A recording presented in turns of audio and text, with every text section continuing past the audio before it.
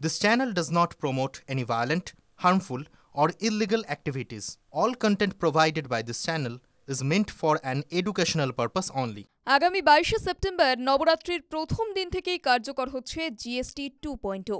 জীবন বীমা এবং স্বাস্থ্য বীমা থেকে উঠছে জিএসটি।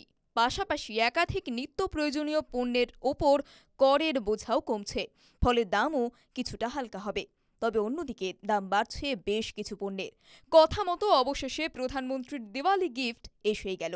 এ বিষয়ে কি বলছে কলকাতার মানুষ, দেখুন। মধ্যবিত্ত তাদের জন্য খুব রিলিফ হয়েছে।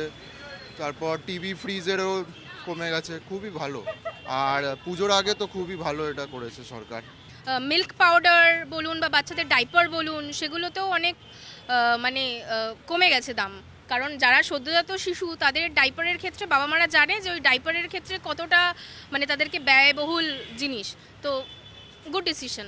আরও বেটার হতে পারতো, সাধারণ মানুষ বা পণ্য পরিবহন ইত্যাদির ক্ষেত্রে হতে পারতো যদি জিএসটিটার ভেতর ডিজেল এবং পেট্রোলটাকে তার আওতায় আনা হতো।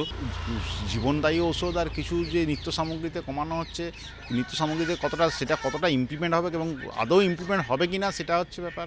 সব দিক থেকে দেখতে গেলে এই মুমেন্টে দাঁড়িয়ে এবং বিশ্ব বাণিজ্য প্রত্যেকটার দিকে দেখতে গেলে ভারতীয় নাগরিকদের ক্ষেত্রে একটু সুবিধা নিয়ে আসবে এবং নিম্ন মধ্যবিত্ত ফ্যামিলিগুলোর ক্ষেত্রে একটু সুবিধা নিয়ে আসবে। আমরা গভর্নমেন্টকে আবেদন করব গভর্নমেন্টের কাছে যাতে এটা মনিটর্ড হয় ঠিকঠাক। অনেক সময় দেখা যায় কি মানুষের আশঙ্কা আছে যে জিএসটি হেলথ ইন্স্যুরেন্স কমিয়ে দেওয়া হয়েছে, কিন্তু কোম্পানি সেভাবে তার উপভোক্তাকে ফ্যাসিলিটিস দিচ্ছে না, সেই জায়গাটা যাতে সরকার ধ্যান দেয়। আগামী দিনে কিছু জিনিসপত্রের দাম কমবে, এখন যে আমাদের যে মূল্যবৃদ্ধি হচ্ছে সেটাতে কিছুটা লাগাম টানতে পারবে আমার মনে হয়। এটা একটা বিরাট উপকার হবে, বিরাট সব লেভেলে আর কি।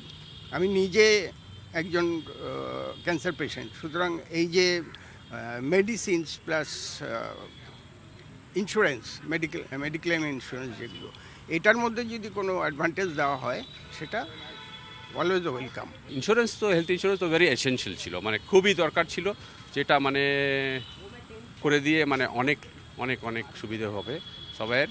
নিত্য প্রয়োজনীয় জিনিসের দাম যদি কমে থাকে তাহলে সাধারণ মানুষের খুবই উপকৃত হবে, এবং যারা পেশেন্ট, যারা অনেক কি বলবো দুরারোগ্য ব্যাধিতে ভুগছে, তাদের ওষুধে অনেক দাম, তা সেইগুলো যদি কম হয় তাহলে আমাদের সত্যিই খুব অনেস্টলি যদি এটা ইমপ্লিমেন্ট করা হয় তাহলে ডেফিনেটলি কমন ম্যানগুলো ডেফিনেটলি একটা বেনিফিট পাবে।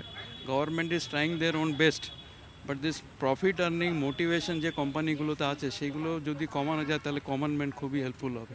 अच्छा प्रयास है गवर्नमेंट का, और it is ongoing process. They will always review क्या करना क्या नहीं करना। It's a good thing, we should welcome it. এই স্বাস্থ্য বীমা, লাইফ ইন্স্যুরেন্স এগুলো থেকে একদম উঠে যাওয়াতে আমি নিজে একজন ডক্টর, আমি খুব হ্যাপি, খুব ভালো লাগছে শুনে। খুবই ভালো, খুবই ভালো। এটা তো আমাদের প্রত্যেক দিনের ব্যবহার্য জিনিস বলুন বা খাওয়া দাওয়া, বিশেষ তারপরে এডুকেশন এগুলো তো খুবই ভালো। এটা তো আর বলার মতো তো কিছু না, এটা খুবই ভালো প্রস্তাব, এবং সেটা রিফ্লেক্টেড হলে পরে এবং সেটা সেইভাবে হলে পরে তো খুব ভালো। টাকা পয়সার জন্য ট্রিটমেন্ট হচ্ছে না, এটা তো খুব কষ্টদায়ক না সবার জন্য, তো সেটাতে বিশেষভাবে আমি তো খুবই খুশি। আর এই রোজকার জিনিস, যে আমাদের রোজকার চলার জন্য যেসব জিনিস লাগে সেগুলো তো আম জনতা সবাই এটার সুফল পাবে। খুব ভালো স্টেপ। আজ পর্যন্ত ইন্ডিয়াতে কোনো একটা ট্যাক্স বার্ডেন দেওয়ার পরে ওটাকে রিডিউস করে পাবলিককে রিলিফ দেওয়া হলো না, এটা আজকে প্রথম দেখছি, আর খুব ভালো স্টেপ হয়েছে।